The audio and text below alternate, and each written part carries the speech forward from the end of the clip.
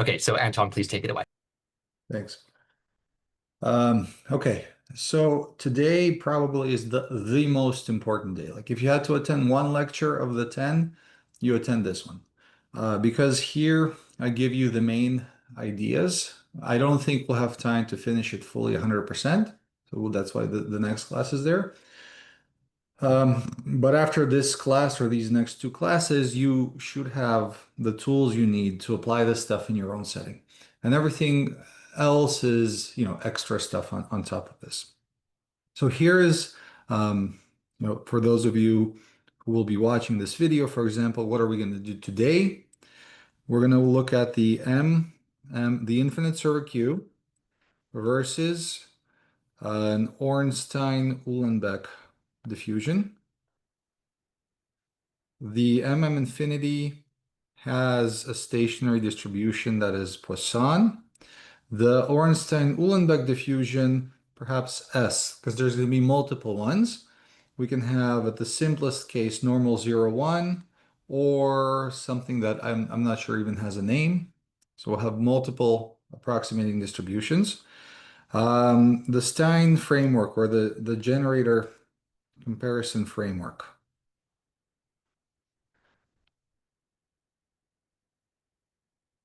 Okay. Number one, we're going to talk about generator expansion. So this is where we start with some kind of model. Usually it's going to be a Markov chain. In this case, it's the infinite server queue.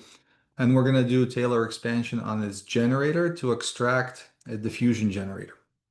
Number two, we're going to use the Poisson equation to formalize we're going to use a Poisson equation to formalize the fact that if the generators of the two processes are similar, then so are their stationary distributions.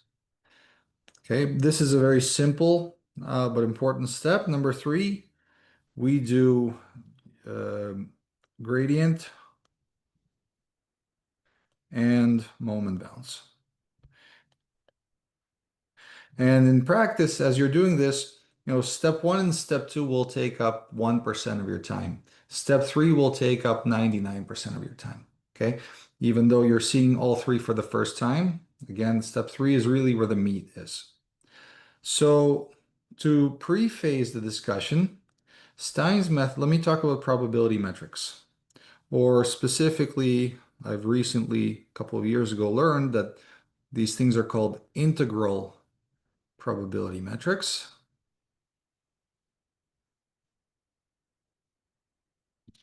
Okay, so we have two random variables, x and y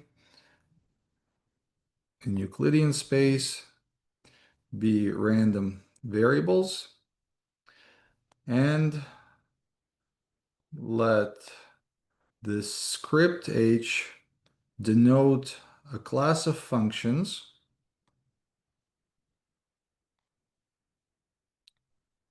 such that h satisfies some properties.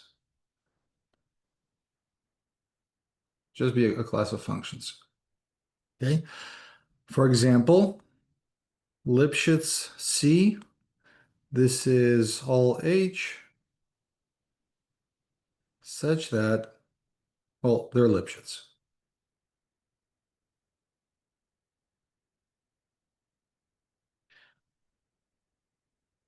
Where the norm,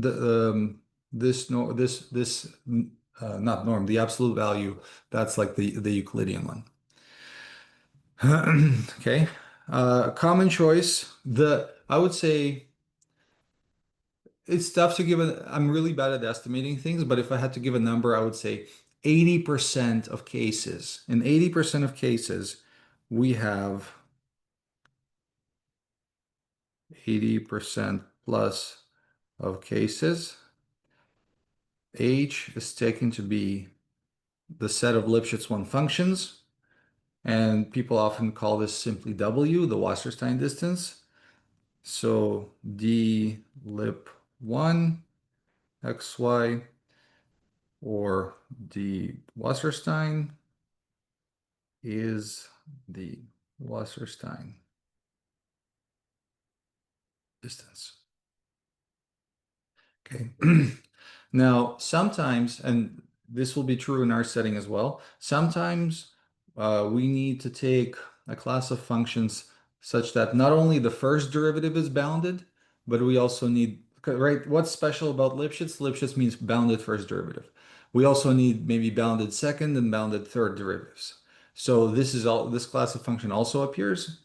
If I had to tell you the second most popular class of functions, again, in my opinion, I'm probably right. It's going to be the Kolmogorov distance. So the Kolmogorov distance, and this is defined between real valued random variables, is the sup z probability x less than or equal to z minus probability y less than or equal to z. So this is when d dimension equals 1, and this is z over r. Okay. Really, what is going on there is that these probabilities are expectations of indicators, x less than or equal to z. Okay. So, and this is our h of x. So what you will notice right away, the main crucial difference between, say, the Kolmogorov distance and the Wasserstein distance is that Lipschitz functions are absolutely continuous, right? They're almost everywhere differentiable, whereas this indicator is discontinuous. So it's this regularity of the test function h that really plays a huge role. And I'll dive into it more, but Lipschitz is also more popular because it's simpler to work with. Once you go into the Kolmogorov distance, it just becomes a lot more complicated, and the difficulty is because of the discontinuity. We'll appreciate all of this more. Okay, so one thing I want to show you about the Wasserstein distance is that it's a rich enough class of functions to imply weak convergence. So for example, if the Wasserstein distance goes to 0, then x converges to y weakly. And let me show you this proof. Okay, let me show you. It's fairly simple. Lemma.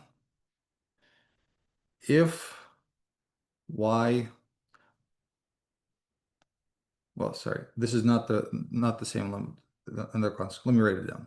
If y has Lebesgue density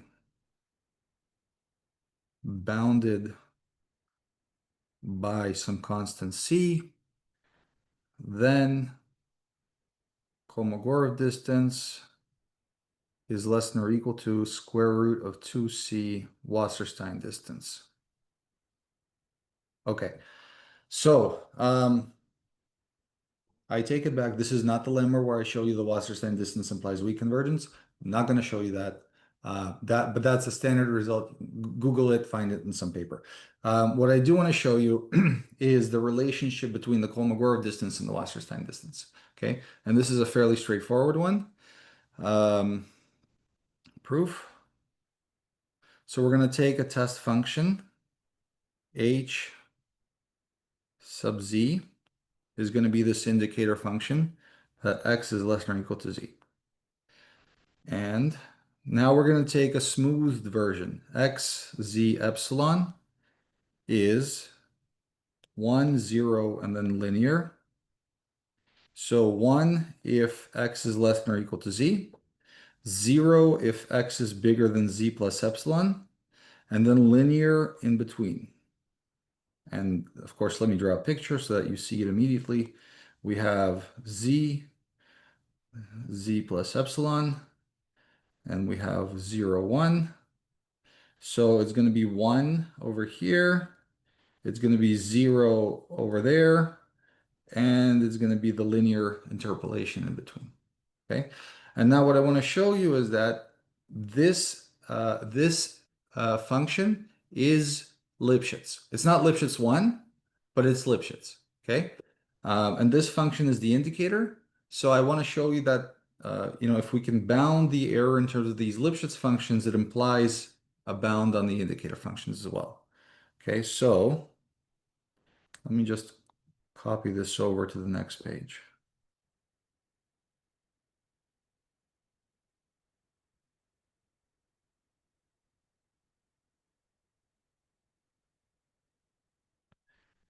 Okay, then, so we would like a bound on this difference of two probabilities. Remember, h sub z is the indicator function. And this equals, we'll do it like a telescoping or a triangle inequality type thing first, minus h of z epsilon sub y plus h z sub epsilon of y minus. And note, I am purposely not using absolute values. So we're going to do a one directional inequality, and then you can flip the sign and do the other direction in the same way. Okay, so first things first, what's going on? Let me look at this term. And this term, right, because the indicator function is the red one. So the black function, the smooth function, is greater than or equal to the indicator. And where is the difference? The difference only happens on the interval z and z plus epsilon.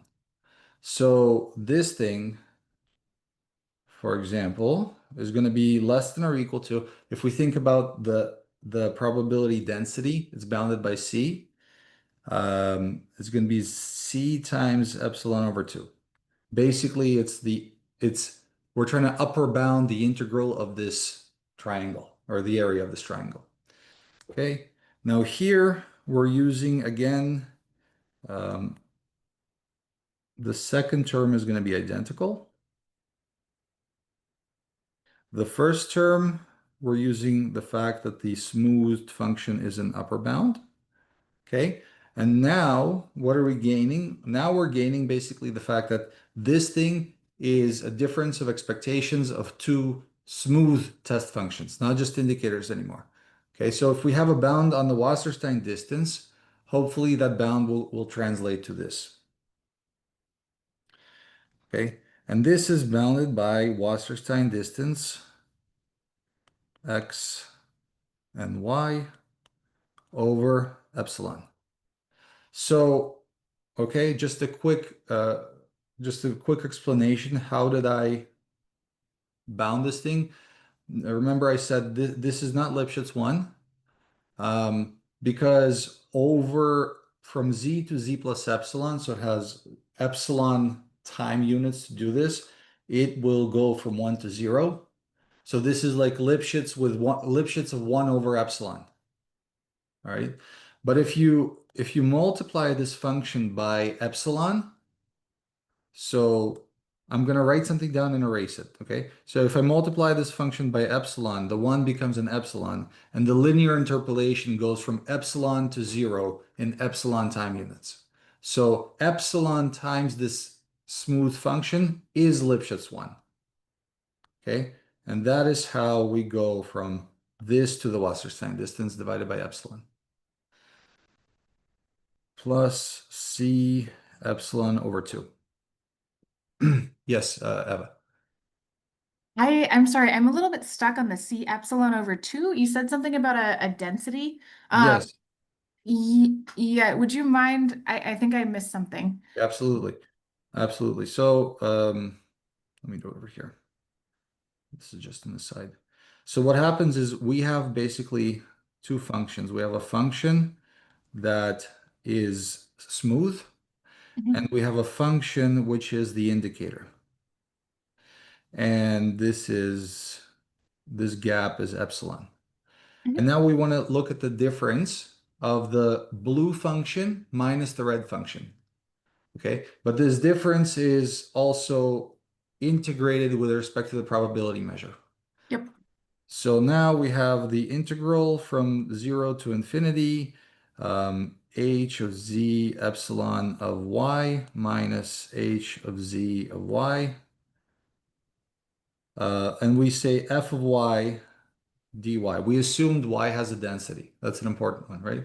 So now if the density is bounded by some constant c, this will be less than or equal to in the integral from z to z plus epsilon, the constant c multiplied by this difference h of z epsilon y minus h z of y dy. That, okay. There we go, right? It's clear now. Good. Well, the thing that I was confused about is, so that makes sense to me if you assumed that you had a density that was bounded by C, but when did we assume that in Y? I guess is my We real. assume that in the so this perhaps was simple to miss. This was the first Ah, assumption. okay. Thank Yeah. you. I appreciate it. Yeah. If you don't Thank know you where we're much. going, you forget assumptions. I know. Thank Happen. you. Okay, cool. Okay.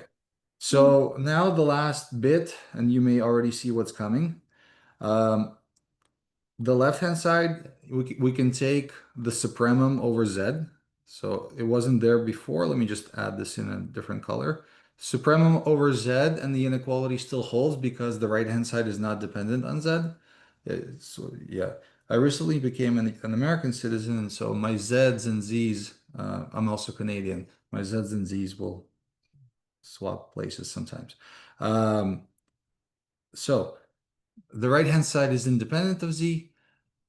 And what do we do now? Well, the degree of freedom that we have actually is the choice of epsilon, right? Here, epsilon appears in the denominator, so we want to make it big. But here, epsilon appears in the numerator, so we want to make it small.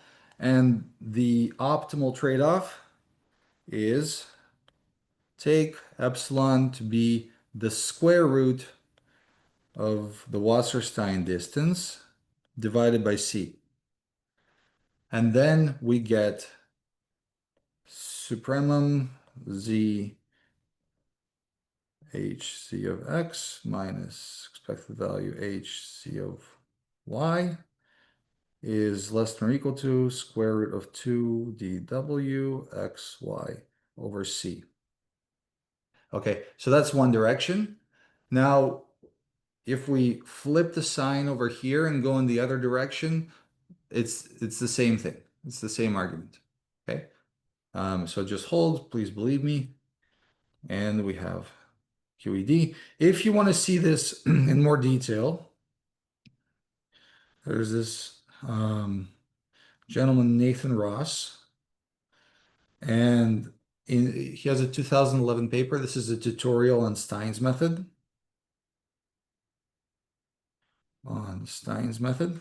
And that argument is spelt out there as well. Okay, so let me comment before we go into our example. So what was the point of all of this discussion? Number one, you cannot have Stein's method without probability metrics. Number two, the most popular metric by far is the Wasserstein distance. Number three, let me add a little discussion over here. So look at what we've proved. We've basically shown that the Kolmogorov distance is less than or equal to the square root of the Wasserstein distance. And you can say, okay, but like, how do I interpret this? What does this really mean? Okay. And we'll see that very soon, usually the Wasserstein distance will be bounded by something, say like 1 over square root of n, where n is some model parameter that's going to infinity. So what our bound implies is that the Kolmogorov distance is bounded by 1 over n to the 1/4 times, modulo the constant. Now, in practice, this bound, it's slower. It's a slower decay in n. Okay. And in practice, I cannot think right now off the top of my head of an example where this rate is sharp. Maybe one exists, right? But I can't think of it at the top of my head. Usually this rate is not sharp. And so you get the trivial bound on the Kolmogorov distance if you prove the Wasserstein distance. But if you want to get the optimal rate on the Kolmogorov distance, you have to do usually a lot more work. Okay. And it's maybe if you're seeing this for the first time, it's difficult to really appreciate. You can say, oh, what's the big deal? One metric, another metric, they're similar. But in practice, people will spend people will write, say, a paper on the Wasserstein distance and will come up with some applied to some new model, and then there will be a whole separate paper just to get the tighter bound on the Kolmogorov distance. So it's really a big deal for the community. That's what I want to say. Okay, that's that.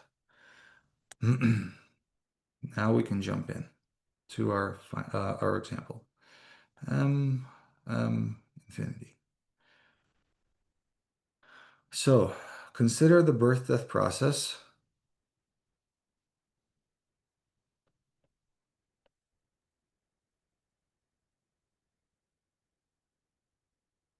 And maybe a quick detour. So Stein's method on birth-death processes, it's been worked on since at least 2001. There is this paper by Brown and Xia of 2001. That's kind of a definitive work on birth-death processes, and there are others. And I recently noticed there's like some 2024 paper, but just for context, this stuff has been studied. Birth-death process with infinitesimal generator G sub Q lambda f of Q plus 1 minus f of Q plus mu sub Q f of Q minus 1 f of Q. And this is Q in the non-negative integers. Okay, so this is a Markov chain. I'm going to assume that we're used to generators. So with rate lambda, you get one extra customer. That's an arrival.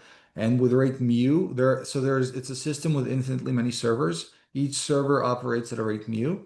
And if there are Q customers in the system with rate mu times Q, because there are Q servers, you are going to get a departure. Okay, so this is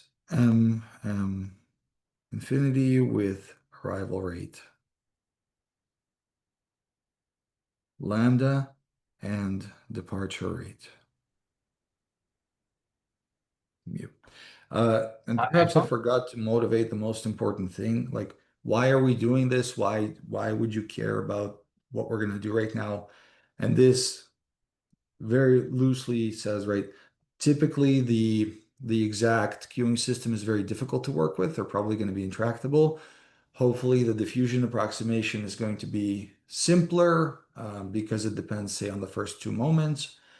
And here we're just interested to quantify the error of the diffusion approximation. In a nutshell, that's the motivation. Anton, are we missing the boundary term?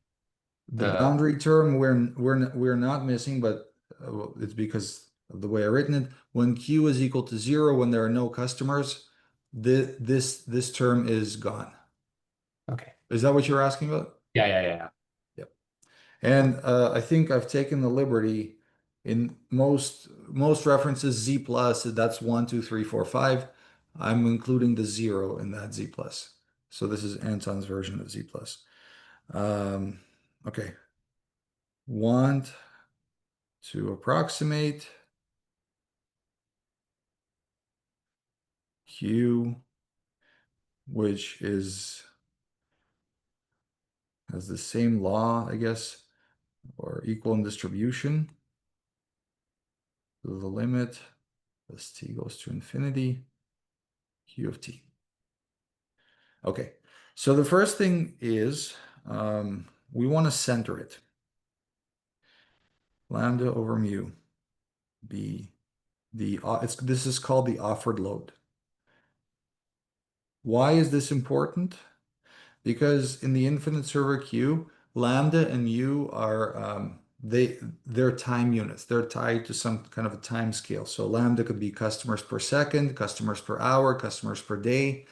And if you scale, let's say lambda is customers per second, mu is customers per second, but now you want to switch to customers per hour, right? So you just multiply everything by 3600.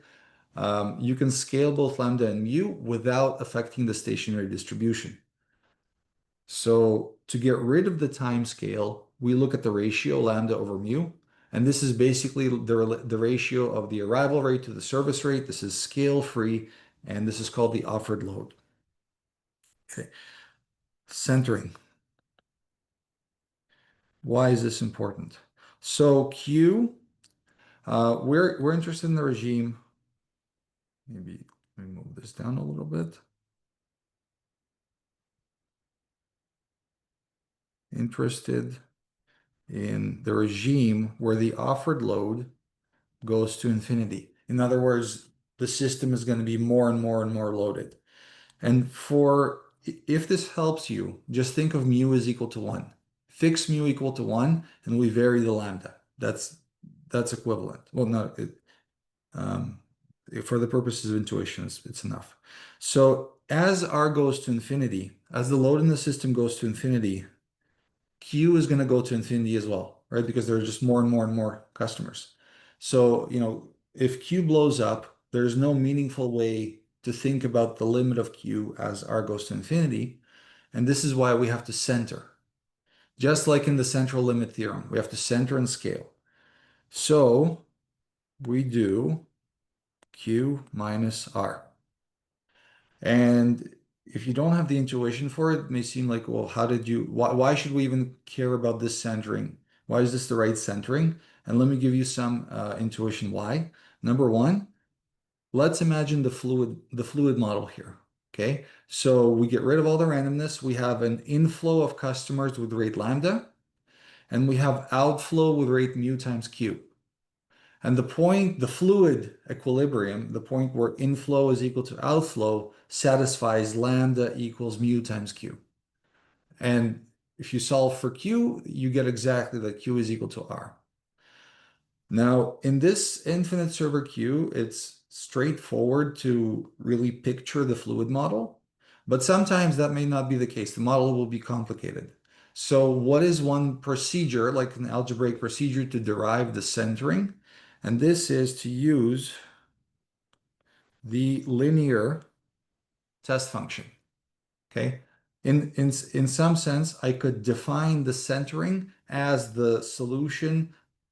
Well, let me show you in a moment. So if I use a linear test function and I write down the generator for it, I get lambda of Q plus 1 minus Q plus mu sub Q of Q minus 1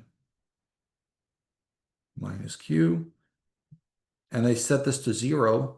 So I get lambda equals mu Q, or Q, let's say Q star equals lambda over mu. So we could, in fact, be more formal, and we can say, to find the centering, pick the linear test function and solve the drift, set the drift equal to 0, okay, and solve for that equilibrium point. Now, most of the time, the equilibrium point is going to be unique.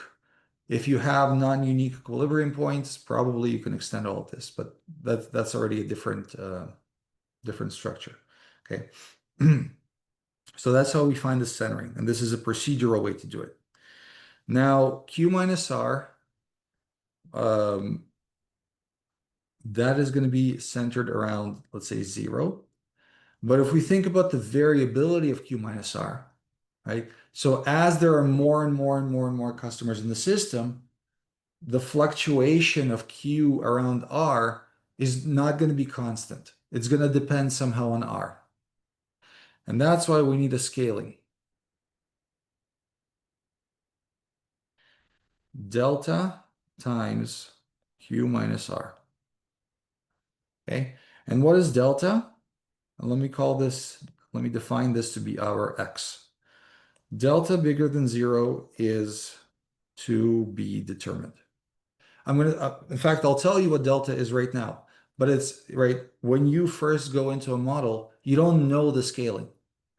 And in fact, the scaling doesn't become apparent until maybe halfway into the derivations. So you would leave this delta as a placeholder, and then you would realize, okay, what is the right delta that I need? Then you would come back and say, okay, I set the delta to be constant. In our case, delta is going to be 1 over square root of r. And this is, I think, a fairly common trait of queuing systems, right? That if you center around some quantity r and then r blows up, then the stochastic fluctuation is going to be on the order of square root of r. So if you have good intuition going into the problem, there's no harm in fixing the value of delta right away. Okay. Okay. So then set. And now I'm going to look at, I have this, I can define, maybe I should. So I have x equals delta q minus r. Of course, q of t is the infinite server queue. This corresponds to a continuous time Markov chain. But also I could have x of t, which is the scaled version, is a whole process, CTMC. So this is the scaled version of the infinite server queue with generator g sub x, f of little x equals lambda. We have one extra customer. Let me write it down and then I'll comment. Plus mu sub q, f of x minus delta minus f of x. Okay, where am I? And now, two things. Number one, what is the relationship? Because we only have an x on the left-hand side, but I still have the q here. So number one, little x is going to be delta little q minus r. That part should be evident from our scaling. And number two, so mu times q, if I write q in terms of x, this is mu. Let's see. Q is x over delta plus r. X over delta plus r. But this becomes really a bother to track.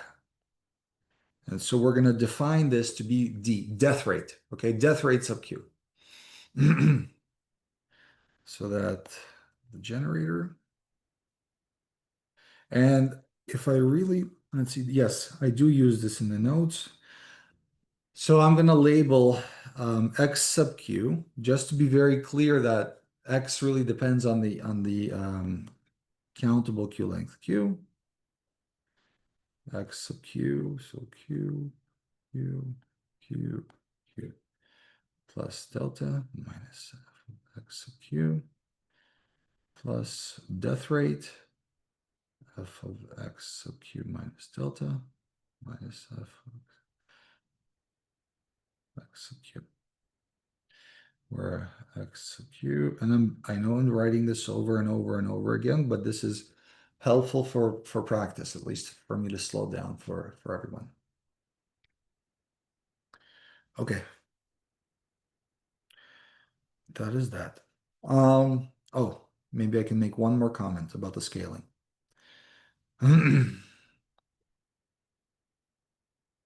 So really what is driving the scaling?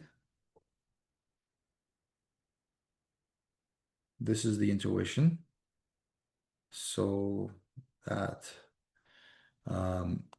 expected value of absolute x is order 1. And I think the notation is in fact omega. Is it omega or is it theta? Like it's bounded by order 1 from above Big and theta. below. Big theta. Thank you, Ziv. Big theta. Yes. So that's the motivation. And let me show you again, running out of space, but that's okay. Why is this the motivation? Because very soon we're going to be interested in approximating the distribution of x by some distribution of y. Okay, and that's so x is going to be the Markov chain, y is going to be the diffusion, and we're going to be proving upper bounds mostly. And we're going to be proving upper bounds at something like a bound that is of order I don't know, order delta. Now, as delta goes to 0, right? So delta, small delta is vanishing. This says that this difference is going to be small. But if the difference itself is vanishing to 0, then this is not the clearest way to present it, right? Because if each term, not the difference, sorry, if each of these terms is order delta itself, then I'm saying the difference between an order delta term and an order delta term is bounded by delta. Well, that's not meaningful. That's trivial, right? Same thing. Well, that's why we want it to be like a difference of two order one quantities. Then it becomes clear that there is no funny business going on. Okay. That's one. Are there any questions? Okay. So, step one, generator expansion. And this means, look, I have these two differences. In fact, these are both like forward differences. What I'm going to do, I'm going to keep in mind that delta is converging to 0. So when delta is very small, this thing admits like the Taylor expansion of this term should be accurate. And that's what's motivating this generator expansion. That's all it is. Now you can go ahead and derive an arbitrary order Taylor expansion. But two things to keep in mind. Number one, why are we even expanding this? Because I want to remind you that a diffusion generator, and this comes from Ito's lemma, a diffusion generator of some diffusion process Y is of the form drift times the first derivative plus diffusion coefficient times the second derivative. And now you can see, okay, so if I have a second order differential term, that's a diffusion process, and I want to match, like moment matching in some sense, but it's not moments here. It's matching the drift and diffusion coefficient. Then I'm going to expand this to at least the second order, and I'm going to extract the second order term, and hopefully the higher order, third order, and above is going to be error. Okay. Now, you can go ahead and pick your favorite way to do Taylor expansion in the sense of the remainder term, but I'm going to warn you, and this is not obvious, right? It actually matters. The error term of the Taylor expansion matters. What form is it in? It matters because at the end of the day, our test function f, it's going to be only fine, like it's not infinitely differentiable. So differentiability and regularity is gonna play a role here. And that's why I'm going to write out my preferred form of Taylor expansion.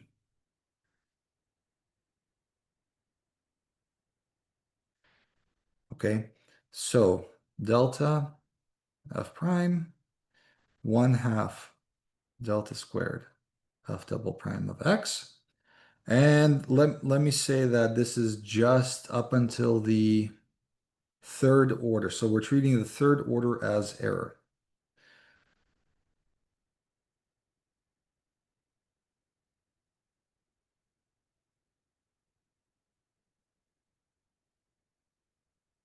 Okay. Um, Nothing special about this term. But sometimes, and we'll see soon why and when, we need to go to the fourth order. So I'm going to write out both. And this is pedantic in a little bit, but once you go and do this, once you're in the weeds of working this out for some model, you appreciate that this is really where all your time goes.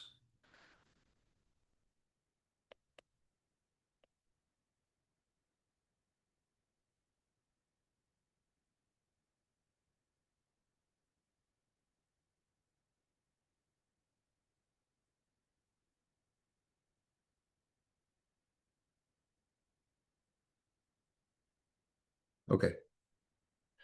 So let me call this term here. This is epsilon plus of x, just because I don't want to carry it around ever again. So epsilon plus of x, let's suppose the fourth derivative, like let's suppose f triple prime is differentiable. Then the mean value theorem says that we can bound this in terms of the fourth derivative. So epsilon plus is really a fourth order term. But you'll notice the little subtlety is that I'm using x minus instead of x. So x minus, this is the limit from the left. Okay. And we're gonna see probably next class a case where f triple prime actually is discontinuous. So if f triple prime is discontinuous, we have to be careful. Are we talking about the limit from the right or limit from the left? So that's why we have a limit from the left. And if f triple prime is discontinuous, the fourth derivative doesn't exist. And that's why we leave this in this like, we leave it in this one. Okay. But the other way to think about it, when your function is infinitely regular, this epsilon prime is just a fourth derivative term. And for completeness, let me write out f of x minus delta. Delta f prime, so there's a negative sign, delta squared, right? This is just for the people who are reviewing the notes sometime in the future and they want to follow along.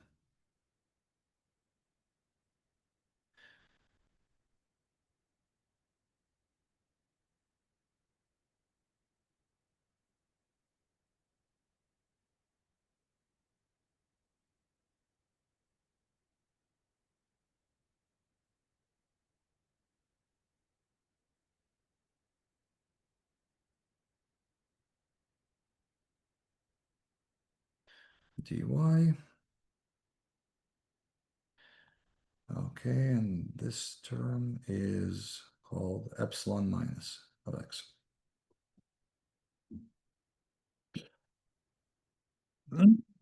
Okay, so let's apply this to the generator. First, let me discuss what's going to happen and then I'll write it out. So here we have the fx plus epsilon minus f of x. Here we have f of x minus epsilon minus f of x. If we apply the fourth order expansion, we're going to first collect like terms. So we're going to collect all the f prime terms together. So here we're going to have something like f prime of x times delta. And here we have negative f prime of x times delta. And that means here, if we collect all of the f prime terms together, we're going to have lambda times delta f prime of x, death rate times negative delta f prime of x, and so on and so forth. I think I've earned a little bit of your trust, so I'm just going to write this without referring to the previous page. This is lambda minus death rate times delta f prime of x, x sub q, plus 1/2 lambda plus death rate, delta squared f double prime of x sub q, plus 1/6 lambda minus death rate, delta cubed f triple prime of x sub q, plus, let me just say lambda epsilon plus and death rate epsilon minus, right? I'm really not going to worry too much about these terms here. Okay, now some algebra. Believe me, I guess. Where is it? This is mu r minus xq over delta minus r. This is negative mu xq over delta.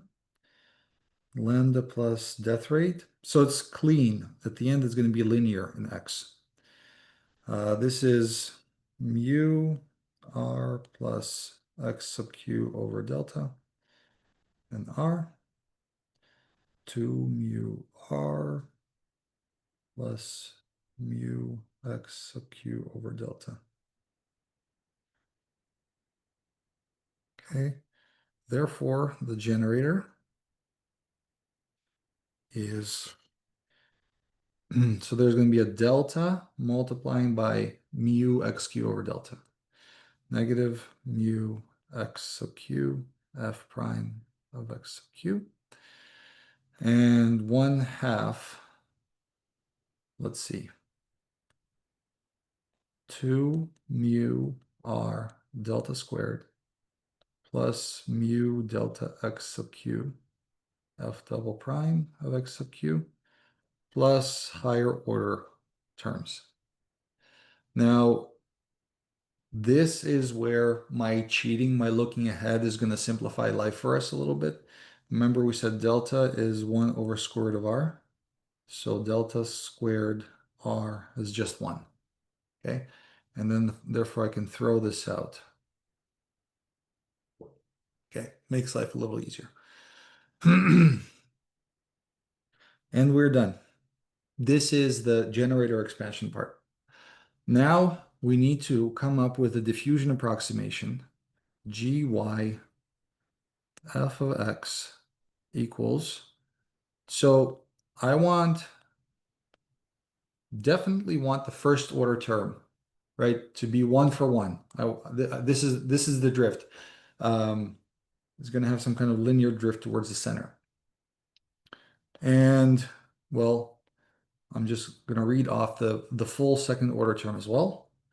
1/2 2 mu plus mu delta x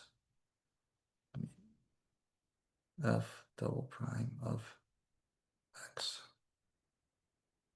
Okay. Now, if this is your first time seeing this, you're probably saying makes sense, makes sense, makes sense. But I want to just draw your attention to the fact that actually most limit theorems will not consider the full second order term. And here's some intuition, okay? As delta goes to 0, what's going to happen? So the 2 mu, this is a constant term, it doesn't depend on delta. But as delta goes to 0, this term, this part of the diffusion coefficient becomes negligible. And so asymptotically, the circled part I have that I have here, it washes out, which means that you can choose to include it or you can choose to ignore it.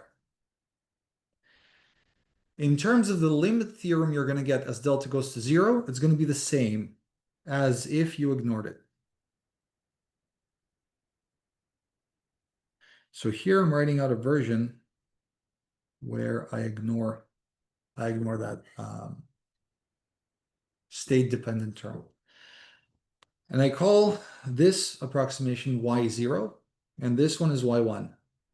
And the y 1 is bigger than 0, so this part is going to be hopefully more accurate. It captures more of the second order term.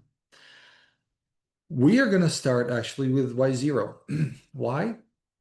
How come? Because the presence of this linear term in the diffusion coefficient just complicates things, okay, for us. So we're going to start with y0. We're going to establish some kind of bound on the accuracy of y0, and then we're going to look at how to deal with y1 and what is needed to establish a similar bound there. Good. So now we have a rise to 2 approximations, and of course, there's infinitely many approximations. We can capture as much of this linear term as we want.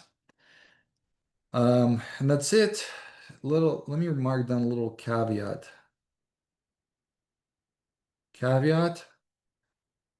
Need the diffusion coefficient term to be strictly positive. And what can happen, and we'll talk about how to deal with this. What can happen is when x goes to negative infinity, this diffusion coefficient term becomes negative.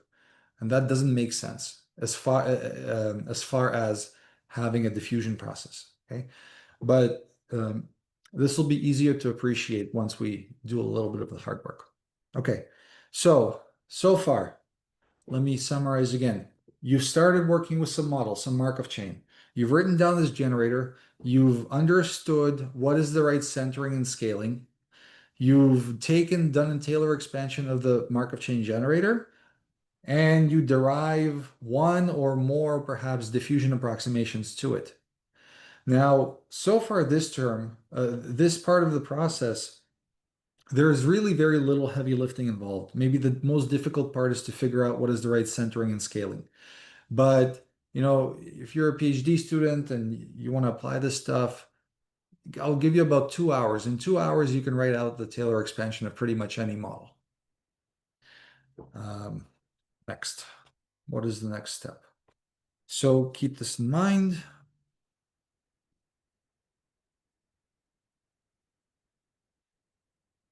Now we want to talk about how do I take the fact that these generators are close and how do I formalize the fact that they're close and that the approximation works well. Okay. Now we're going to start with why not? It's simpler. All right. So if the diffusion generator has the form b of x f prime plus 1/2 a of x f double prime of x, then the stationary distribution y has, and this is x on the real line, then y has density proportional to 2 over a of x e, or exponential 0 to infinity 2b of u over a of u du. Okay, so if y has a drift b and the diffusion coefficient a, then this is a well-known result that the stationary distribution is proportional to this object. I'll show you what it means in terms of our y0. And in fact, it's an if and only if, in the sense that the stationary distribution exists if and only if this thing is integrable.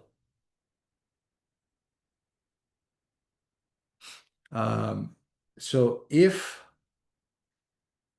this thing, if we integrate from negative infinity to infinity, if this is finite, then this thing can be normalized into a density, okay? So there's a quick question in the chat. It's private to me. You guys can't see it. So I guess one can argue that why not is the limit as the system gets large. Is there a limiting regime setting in which y1 ends up being the limit? And my comment to you is that at least in the limiting regime where delta goes to 0, these things will converge to the same thing. Let me show you. I'm going to talk about why not right away, but with why not, you can see that there is no dependence on delta. So this is just a random variable. In fact, why not is going to be a normal 0, 1. And so this thing is just going to converge. The y1 is going to converge into a normal 0, 1. So special case, let me derive this density for our distribution. So the y naught has b of x is negative mu sub x, and a of x is 2 mu. If you forget everything we've done so far, this is the most important thing to remember, that y naught corresponds to a diffusion with a linear drift and the constant diffusion coefficient. Therefore, the density is going to be 2 over 2 mu e to the integral from 0 to x negative, so 2b of x is going to be 2 times mu x over 2 mu, right? It is 2b of u over a. And I should, of course, write u du. Now the 2 mu cancels out, and this is left to be 1 over mu e to the negative 1/2 x squared. Furthermore, right, if we're going to integrate this out, then the normalizing constant is going to get rid of the 1 over mu. And long story short is that this is the Gaussian. Therefore, y naught is a normal 0,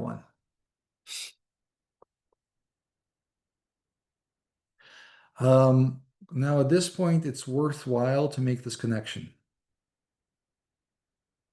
We have a diffusion.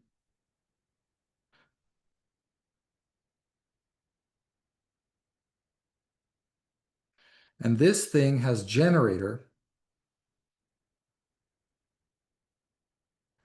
g sub y f of x is whatever it is. But this generator is defined in terms of the diffusion. Limit as t goes to 0, expected value sub x, f of y of t minus f of x over t. This is the definition of the generator, right? And then we can say it can have a stationary distribution. But another way, and this is the way we're adopting it, we have a second order differential operator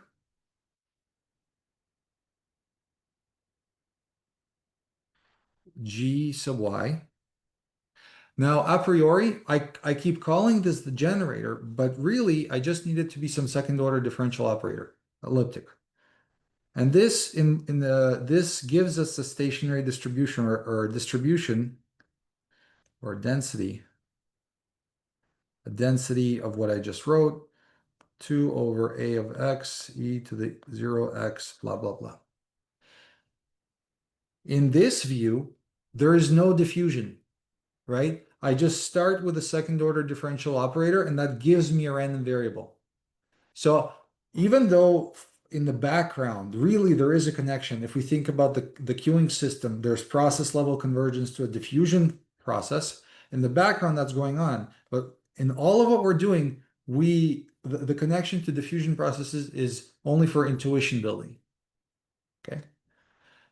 Until we get into some more complicated coupling of the potential function and all of that. Okay. So this is normal 0, 1. So now we at least understand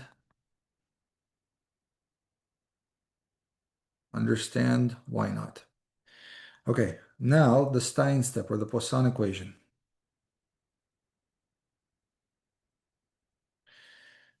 Given a test function that is integrable,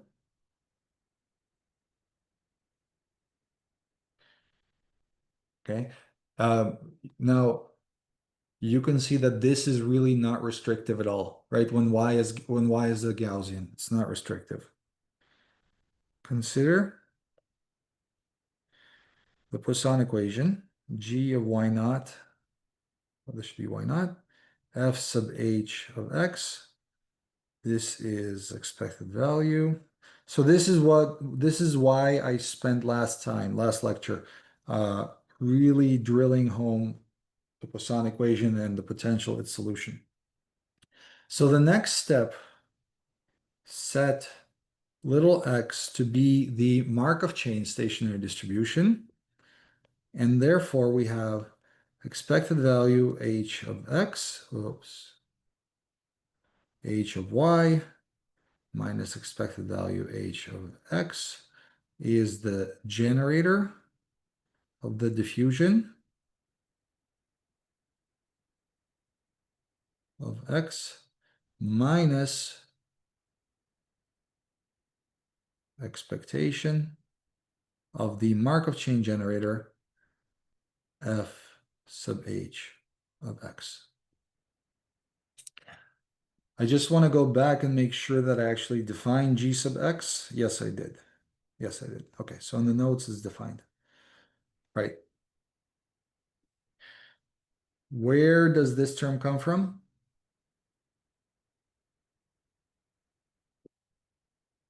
This is the BAR, right? This is what we spent the very first lecture talking about. And if you remember, there is a small condition to verify. We need to verify that if I take like the absolute value of the diagonal of the generator. Anyway, there's some integrability thing to verify. That's why I'm going to leave it as a question mark, because once we understand the f sub h a little bit better, then we can say the integrability condition is satisfied and we can get rid of the question mark. But so far, we just need leave it there. And now we say, you know, what x and y can be defined in two probability spaces. It could be difficult to compare the two, but now we have two quantities that are even defined on the same probability space. And this formalizes the fact that if the generator of y and the generator of x are close in some sense, then the stationary distributions are going to be close as well. Okay, so I'm going to write this out.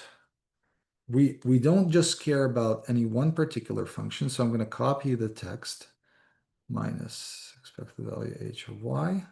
I'm going to add absolute values, and I'm going to write supremum. Let's work directly with Lipschitz one test functions, so Wasserstein distance. This is equal to the supremum h in Lipschitz g. So notice I added absolute values, and so the negative signs don't matter anymore. Like if everything is correct, doesn't matter what is first. There. Okay. And all right. Now we have mathematical reason to look at the generator difference. But we've already done all the hard work. Okay, so there's a reason why I took you to this route the way I did, because the generator difference, so let's focus on why not, and the Markov chain generator difference. Okay, so the first order term, this is gone. That's perfectly taken into account. Of the second order term, why not captures the constant, and now we are left with something like mu delta x times the second derivative plus the higher order terms. Those didn't go anywhere. But the higher order terms it's gonna be a third derivative term and the fourth derivative terms.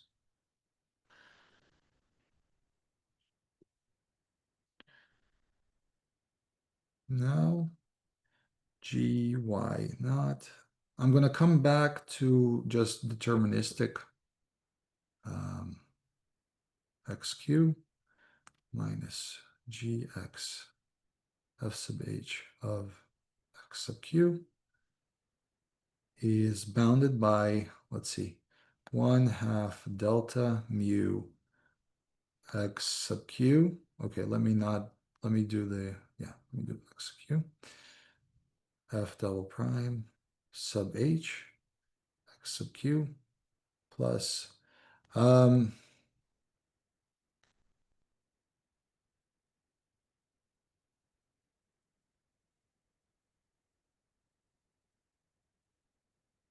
okay.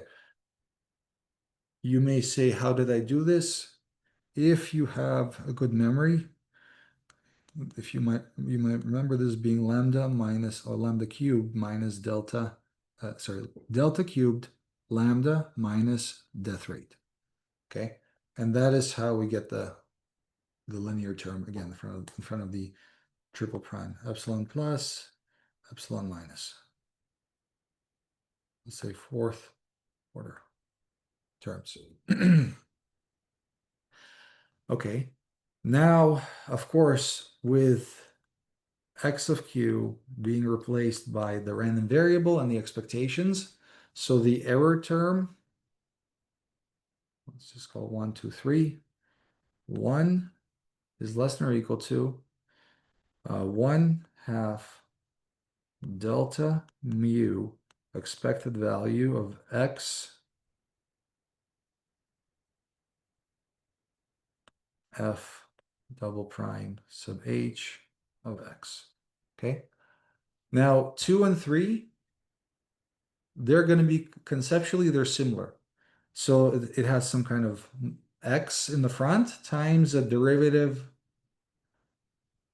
of the Poisson equation solution.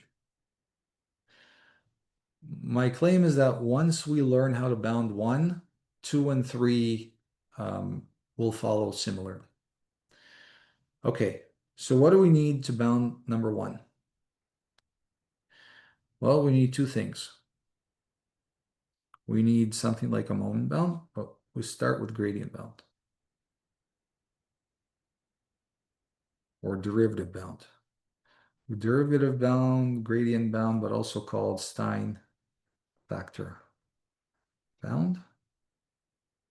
And we are going to show that in this case, the norm of the second derivative is going to be bounded by 4 over mu times square root of 2 pi. Now, it is not always the case if you consider just all examples, all applications, it is not always the case that you are going to be able to bound the norm of the second derivative by a constant. So sometimes the second derivative could behave like a linear function. It could be growing, okay? Just to keep that in mind. But if we show this, by the way, we will also show, since we're here, triple prime is less than or equal to 8 over mu. And then we show moment bounds.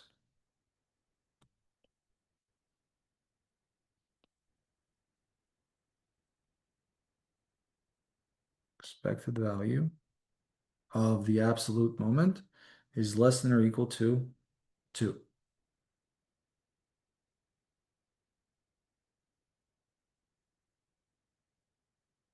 Okay. Then pretty much what can happen is if we look at term number 1, this thing, the second derivative is bounded by 8 over mu. The absolute value of x is bounded by 2. And we have a delta mu. So let me try to combine 1/2 delta mu times 2 times 8 over mu. And this is 8 times delta. Okay, so term number 1 is bounded by 8 times delta. Term number 2, we can do a similar thing because we have a third derivative bound. Of course, sorry.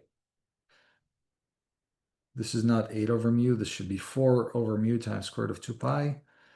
But I don't want to get bogged down in the constants, so let's just call this constant times delta. Okay, and end result,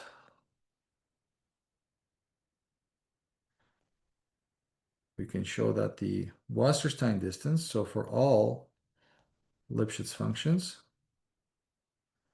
the distance between the Markov chain and the stationary distribution of the diffusion is bounded by some constant times delta. And really this is a constant over square root of r, right? And this completes the story. The rest of the time we're going to spend on understanding these things, but this completes the story as far as the procedure and the steps you need to take.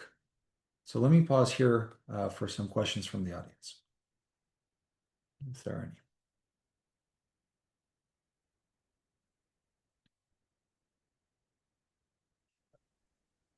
I have one quick question. Mm-hmm. Maybe you will do this later, but do we need to check that the solution to the Poisson equation is C2 or C3, or are there any results that we can invoke for that?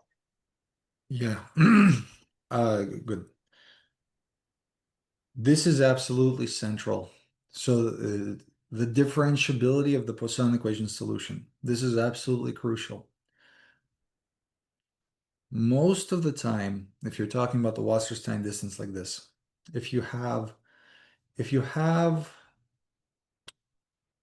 like Lipschitz drift and Lipschitz diffusion coefficient, you can get, again, take this with a grain of salt, like I'm not covering absolutely all examples, but you can get usually that your third derivative exists almost everywhere. So the second derivative is Lipschitz or absolutely continuous.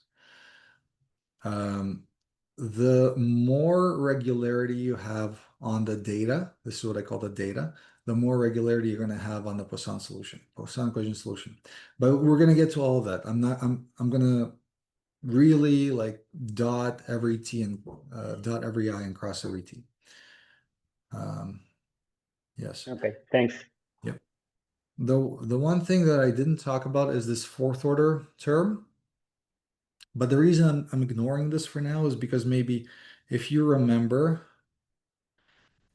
when I was doing the Taylor expansion, I said if you don't want to deal with the fourth order terms, you can just use the third order expansion. And now if we take the third order expansion and combine it with the third derivative bounds, then we're good. We don't need to worry about the epsilon plus, epsilon minus. Okay, so let me do the simpler one first, just because we're running out of time for today. And that's, we won't get too far into the more difficult one. All right. What is the tool that we discussed to get us this kind of upper bounds? Again, this is the Foster-Lyapunov condition. Foster-Lyapunov drift condition.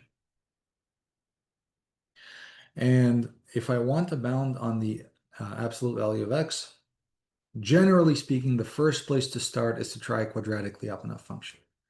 So moment bounds.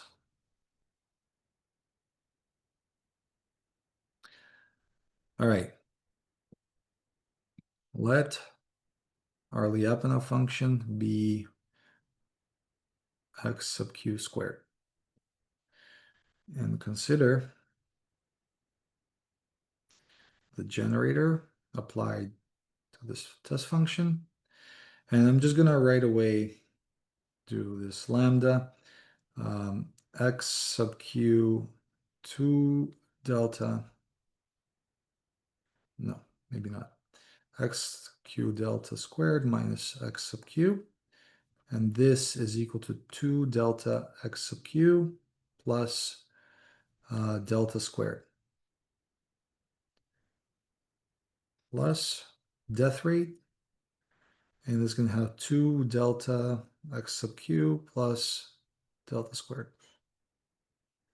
And I want to remind you of this fact that the death rate is mu x sub q over delta plus r. And more importantly, that delta lambda minus death rate, this is negative mu x sub q, and that delta squared lambda plus death rate is equal to 2 mu plus delta mu x sub q. So now that we combine all the terms together, we get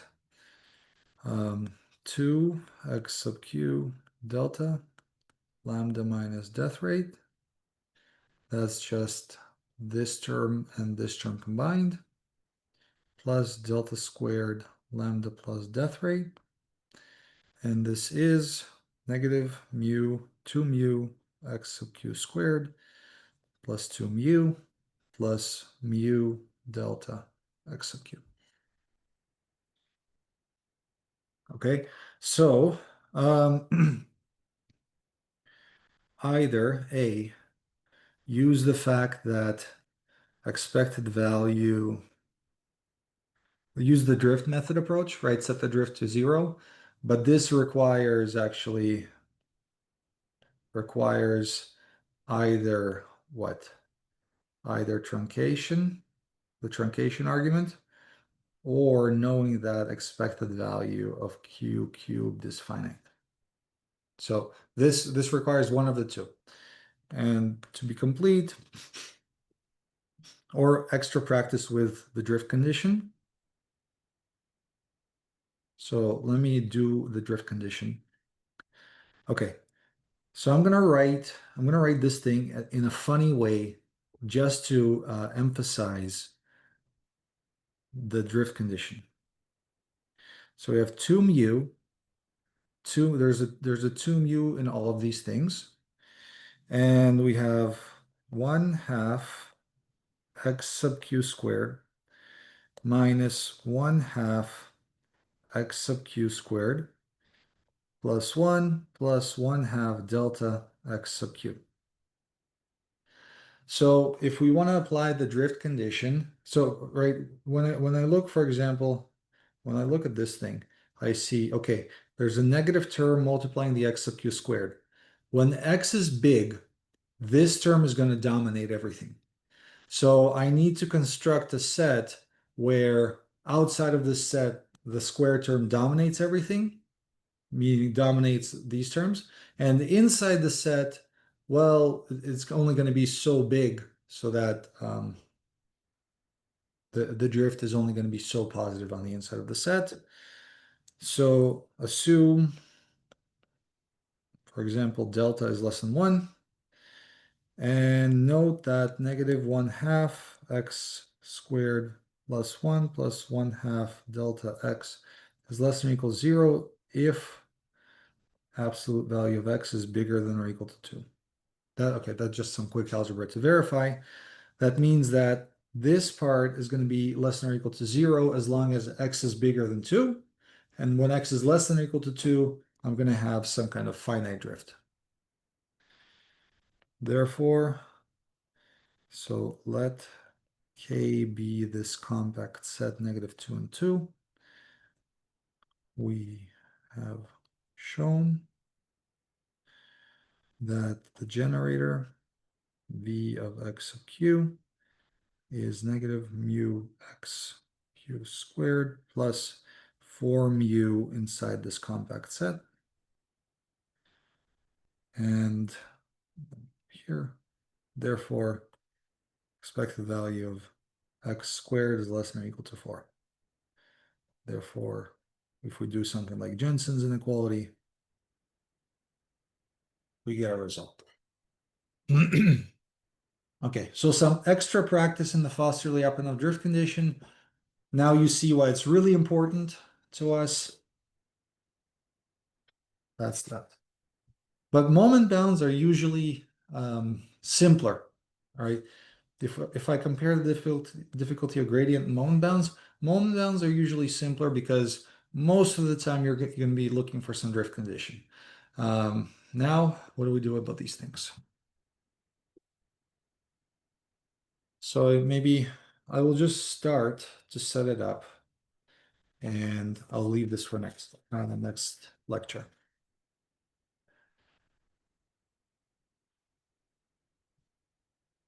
One-dimensional gradient bounds.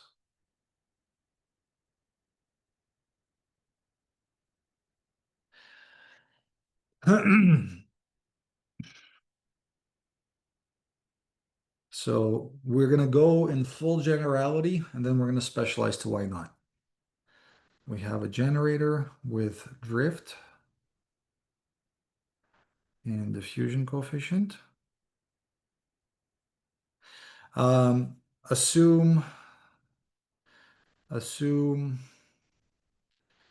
density,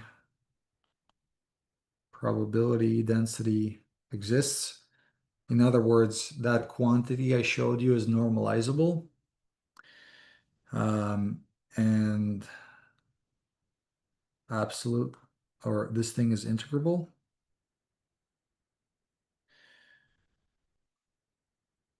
Let H tilde be the Poisson equation solution.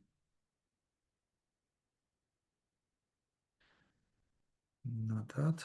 Sorry, not solution. This is a centered version.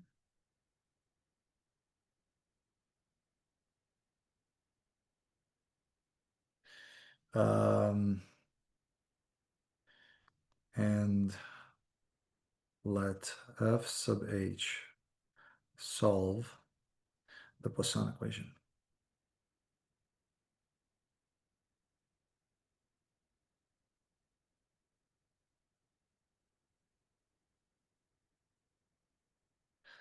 Okay, lemma.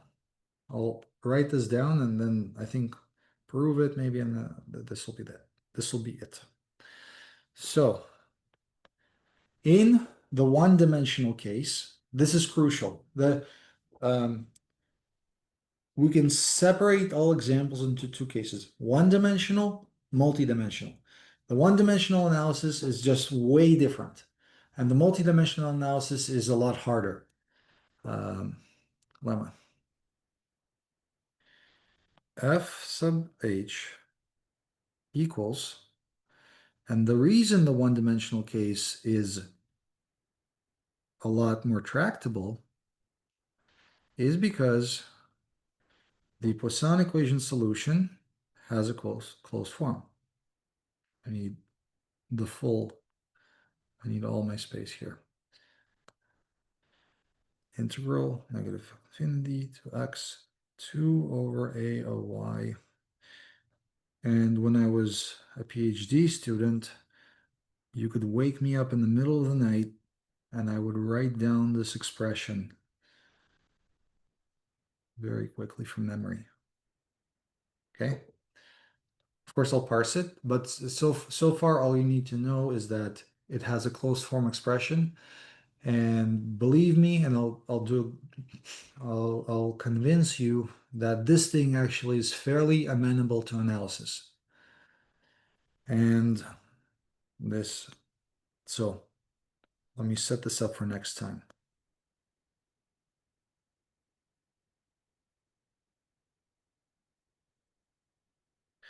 There are two sides to this expression.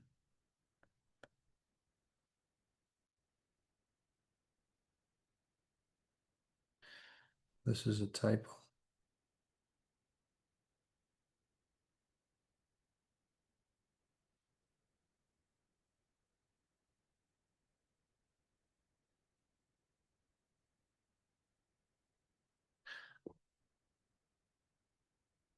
Okay.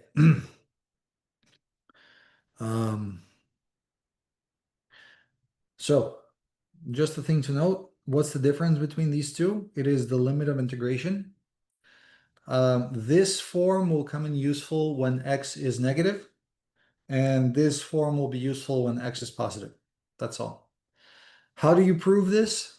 You prove this by verifying it directly. So you plug in this solution into the left-hand side, and you will see that it satisfies Poisson's equation.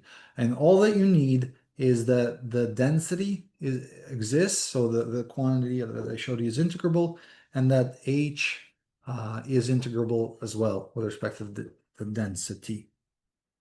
Good. I'm going to stop here with just a commentary. Notice we can rearrange this. This follows just by rearranging the Poisson equations. So the Poisson equation, okay? Negative a of x f plus 2 over a of x h tilde. Okay, so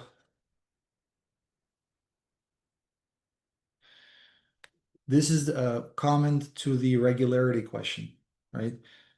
The first derivative exists, and actually you can convince yourself that this thing is differentiable. Why? Because there are integrals everywhere. So there's integrals everywhere. That means it's differentiable. That means that actually f double prime is well defined. But now if you want to discuss the integrability of, or the differentiability or regularity of f double prime, well, then you got to worry about the data, right? That's where the b and the a come in, the data. So this ratio should be smooth. This thing should be smooth. And then the h, your test function, also matters. And this is where you can see if h is Lipschitz or h is differentiable, great, you have one more degree of differentiability. But if h is discontinuous, if h is an indicator, actually f double prime is also discontinuous. So that's the problem. We'll dive more into this next class. Thank you all, and I'm here for questions.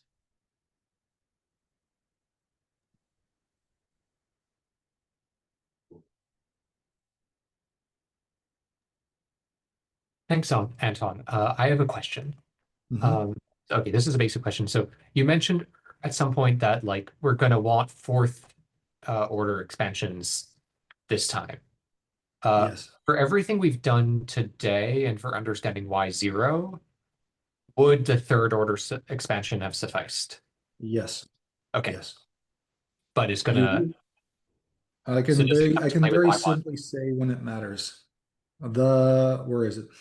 The fourth order expansions, they matter when you want to be, see, when you're working with Y1, we're going to chase a faster rate of convergence, not some constant over square root of R, but some constant over R.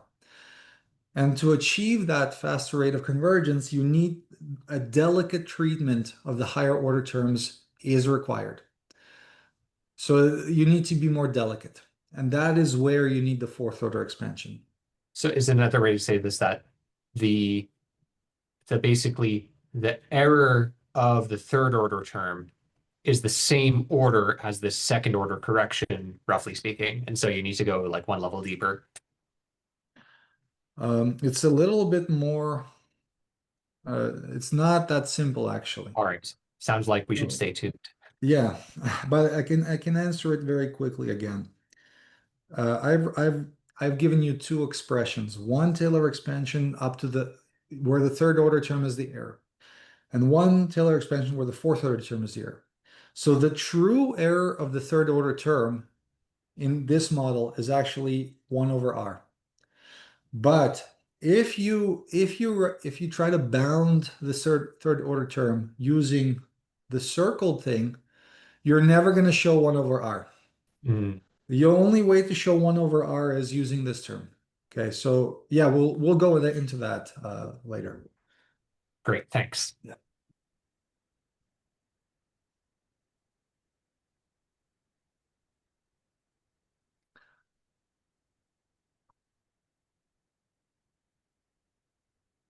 All right, any Okay. other questions for Anton?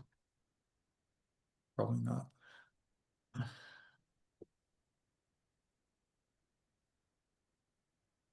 All right, well, thanks folks for coming, and see you all on Thursday at the usual time.